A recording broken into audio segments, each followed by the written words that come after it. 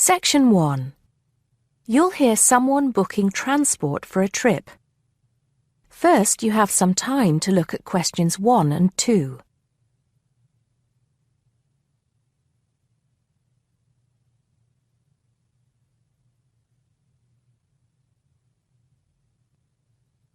Now we shall begin. You should answer the questions as you listen because you will not hear the recording a second time. Listen carefully and answer questions 1 and 2. Good morning, Burnham Coaches. Sarah speaking. How can I help you? Yes. Good morning. I'm a teacher at the Down Language School. We have a bit of a problem, and I was wondering if you could help us out. What is the problem exactly? Well, we normally take our students on an excursion at the end of their course. But unfortunately, the coach firm we normally use has let us down. It seems they've gone out of business. I'm sorry to hear that. I suppose you are looking for a replacement. Well, yes. We won't need a very large coach, actually. There will be 30 students and 4 teachers. So that's 34 in all. And what dates did you have in mind? The last Saturday and Sunday of this month. That's the 28th and 29th. The 28th and 29th. Does that mean you are planning to stay somewhere overnight? That's right. Actually, we want to do the same excursion that we do every year. We usually visit Stonehenge, Salisbury, and stay overnight in Bath. It's a historical tour, really. It sounds interesting. Let me just see what we have available. Oh dear, I'm afraid all our coaches are booked out for the 28th. It's the busiest time of the year for us, actually. I was afraid that would be a problem. But you have a coach available for the 29th? Yes, we do. And it's available for the 30th as well, if that's any help to you. I'm afraid not.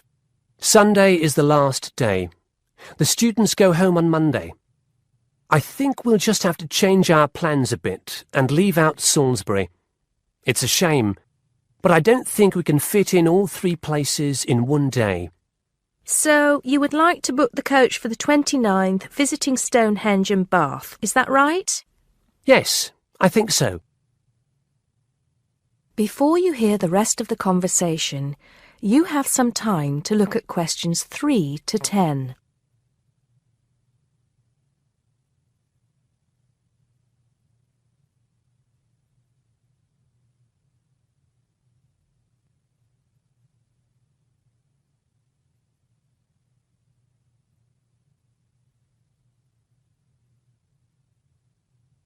Now listen and answer questions 3 to 10.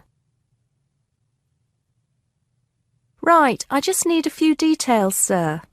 OK. My name is Paul Scott. S-C-O-T? It's double T, actually. I'm sorry. And it's the Down Language School. Could you give me the address for that, Mr. Scott? Yes, it's Down House, Hill Street, Brighton. Do you need the postcode? No, that's not necessary, but I do need a contact number. Of course. The number for the school secretary is 01273 512 634. You can contact her if you need to speak to anyone. Right, and what time would you like the coach to pick you up? Well, I think we'll have to make an early start. Would 7:30 be all right? Yes, no problem at all. What time do you want to be back? Oh, any time between 10 and 11 will be all right. Not later than 11, though. Right, I'll make a note of that. 11 p.m. latest. There's just one more thing I need to know. Presumably, you'll be visiting Stonehenge first. How long do you want to stay there? Well, we normally stay about an hour. The main objective of the excursion is for the students to see the Georgian architecture in Bath, really.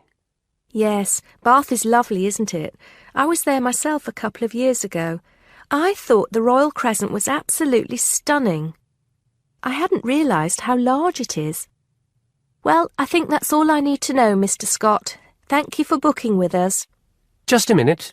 There's one thing you seem to have forgotten. How much will this cost? Oh, I'm terribly sorry. I was thinking about Bath. Just bear with me a moment. Yes, it's a round trip of 300 miles and a total time of 16 hours for the driver. For a 45-seater coach, that will be a total of £500, including tax and insurance. Do we have to have such a large coach? There are only 34 of us.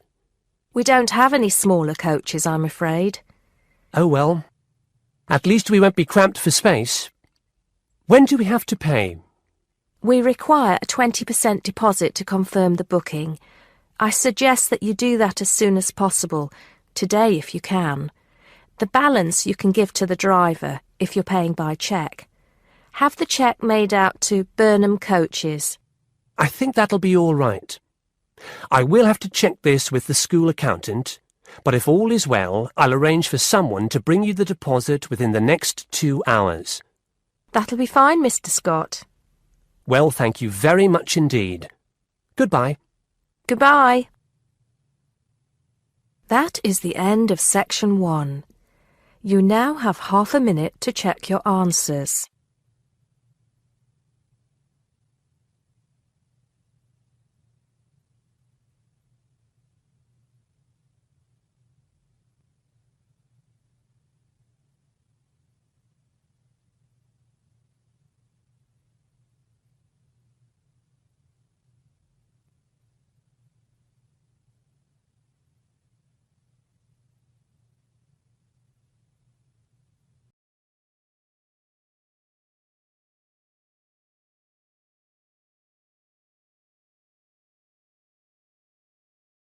Now turn to section 2.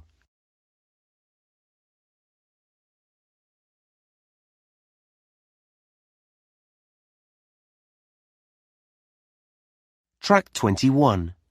Section 2. You will hear someone talking on the radio about a running event. First, you have some time to look at questions 11 to 17.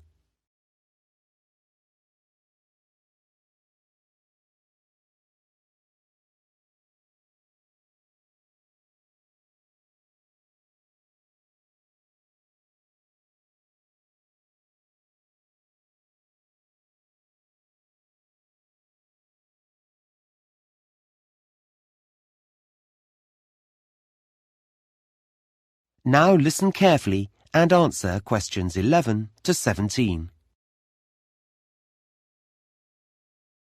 Now, we're grateful to Fred McKinnon for coming into the studio today to give everyone a few tips about the City Marathon that's taking place next Saturday. Thanks, Shweta. Yes, we're all very excited about the big event. Let me just remind listeners that a marathon is a 26-mile or 42-kilometre race, and this year we have 12,000 runners taking part. So, if you're thinking of going out to support the runners, and I know that many of you are, here are some tips to help make your day more enjoyable. First of all, be certain to plan your day. Don't leave everything to the last minute. Many roads are going to be closed. We don't have exact times for these closures yet, but my big advice to you is don't rely on your car to get you anywhere. In fact, the best way to get around the town will be on foot.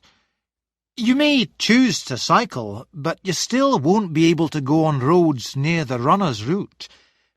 Now, we did a broadcast last week in which we told all our runners to wear the right kind of shoes, and I'm going to tell you to put on sensible clothes.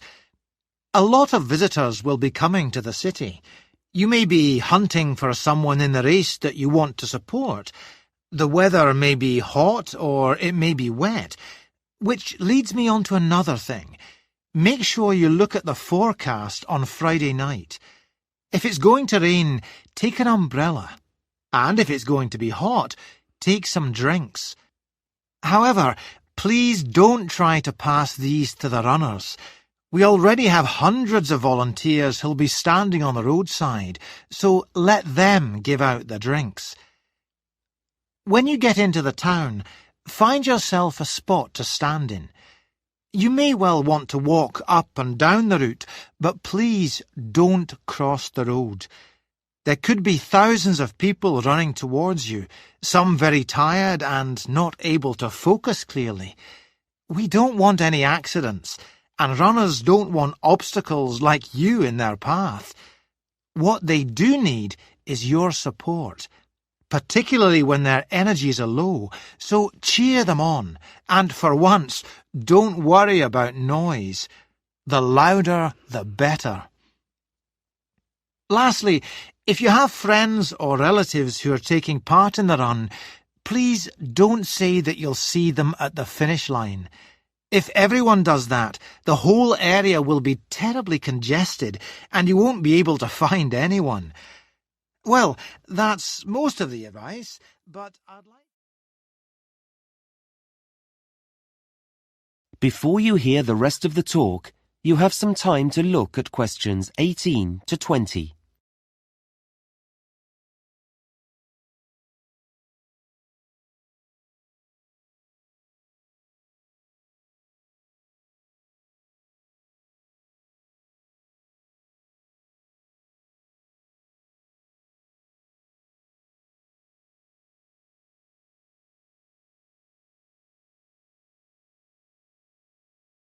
Now listen and answer questions 18 to 20.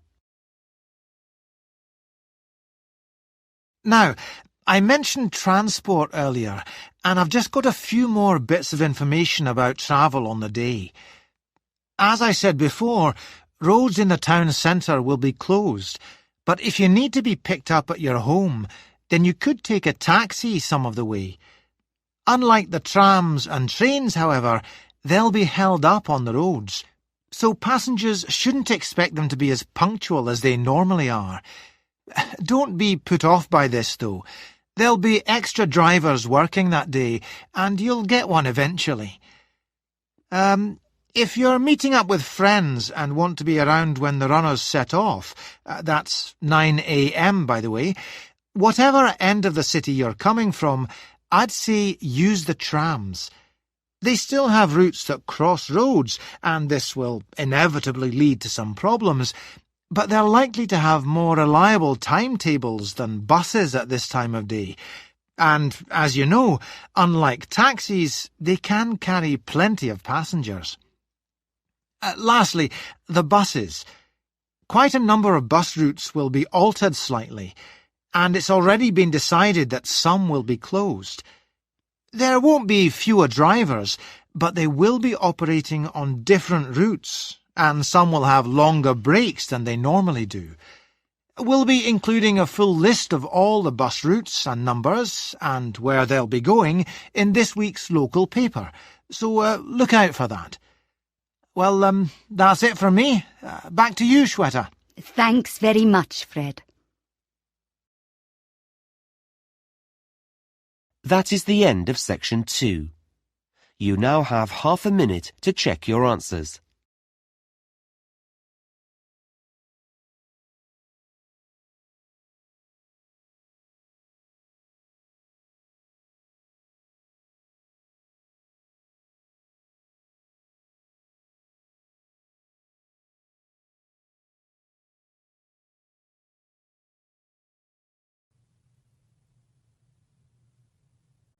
Now turn to Section 3. Section 3. You'll hear 3 university students talking about a presentation which one of them has to give. First, you have some time to look at questions 21 to 24.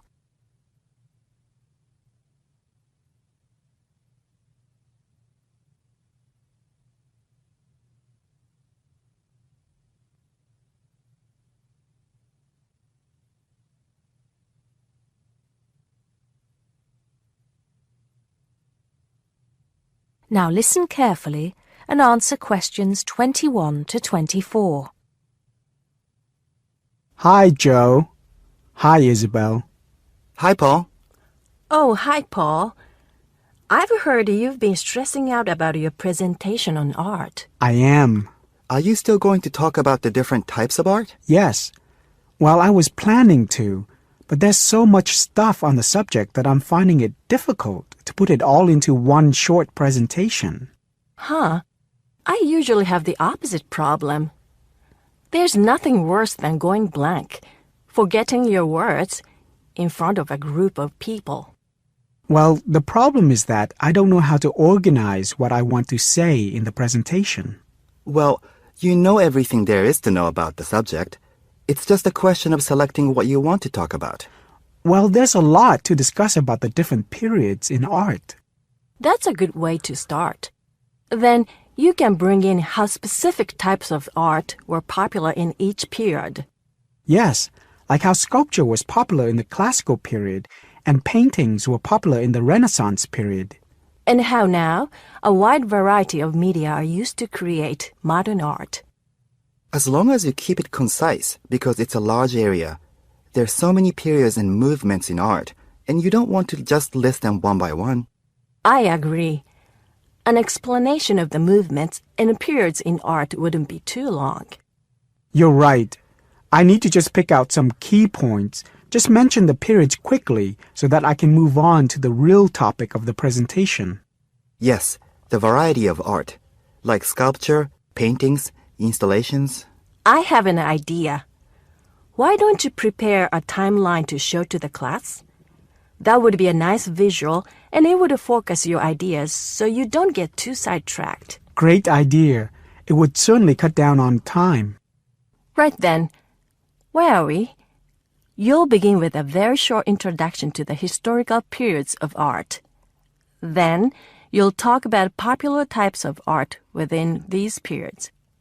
That's sorted. Maybe you could also mention some key works of art in each period, like the Venus de Milo statue or the Scream by Edvard Munch, and give some interesting facts on them. That's not a bad idea, because it does give people a frame of reference when I talk about specific kinds of art. After giving a historical context, I should really talk about different forms of art, shouldn't I? Yes, you should. After that, you can conclude with a question on what is considered to be art. Now, that would be really interesting. Yes, comparing the traditional views of art with modern views. Exactly.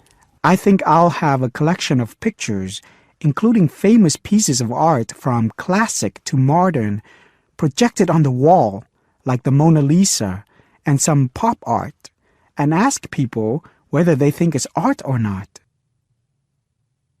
Before you hear the rest of the conversation, you have some time to look at questions 25 to 30.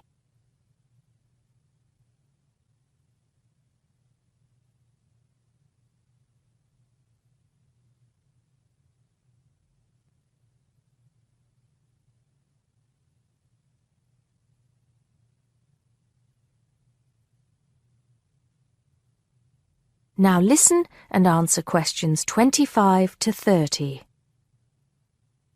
Showing some famous works and asking people what art is would certainly lead to discussion in the room. People's appreciation of art is so subjective, and it comes down to taste. That's what I'm hoping for, some disagreement to liven up the presentation.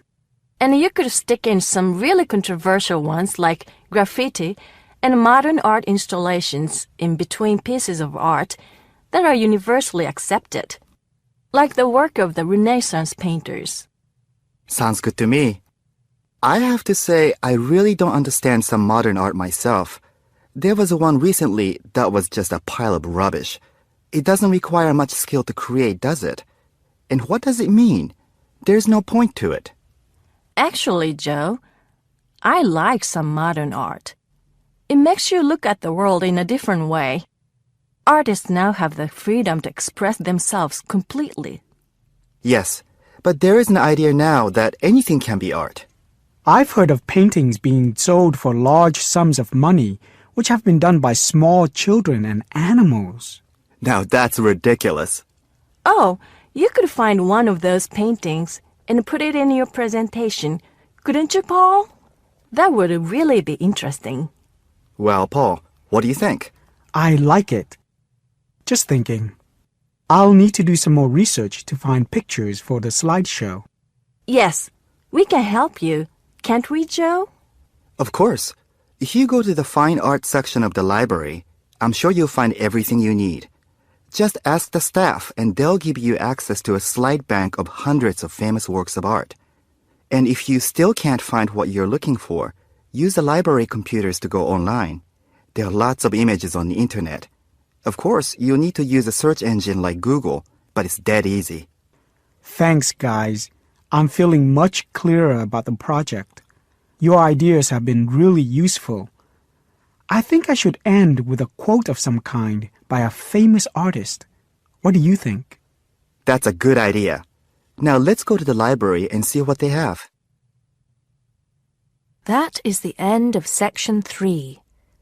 You now have half a minute to check your answers.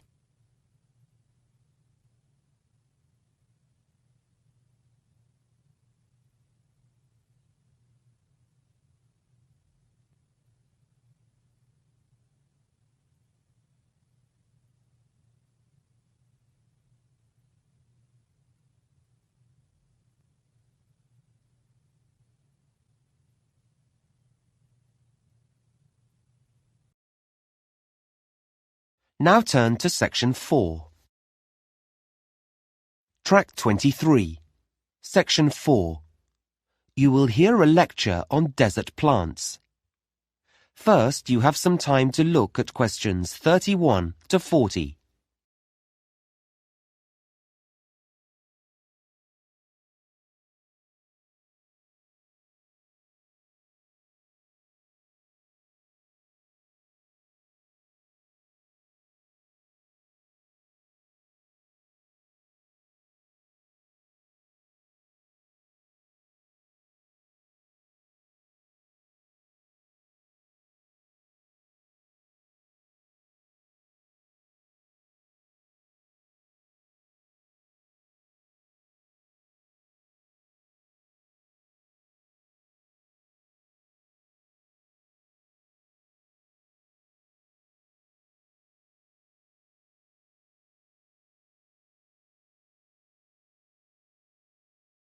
Now listen carefully and answer questions 31 to 40.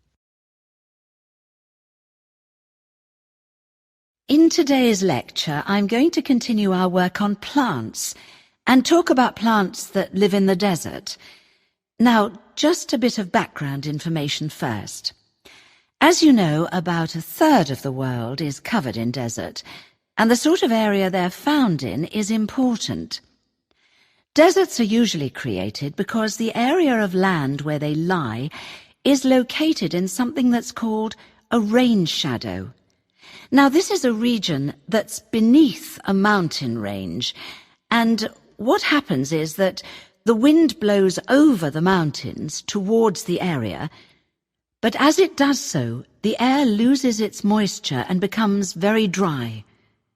Because of this downwind location, rainfall often totals just a few inches a year, or in some regions, there's absolutely none. And you can imagine the effect of this.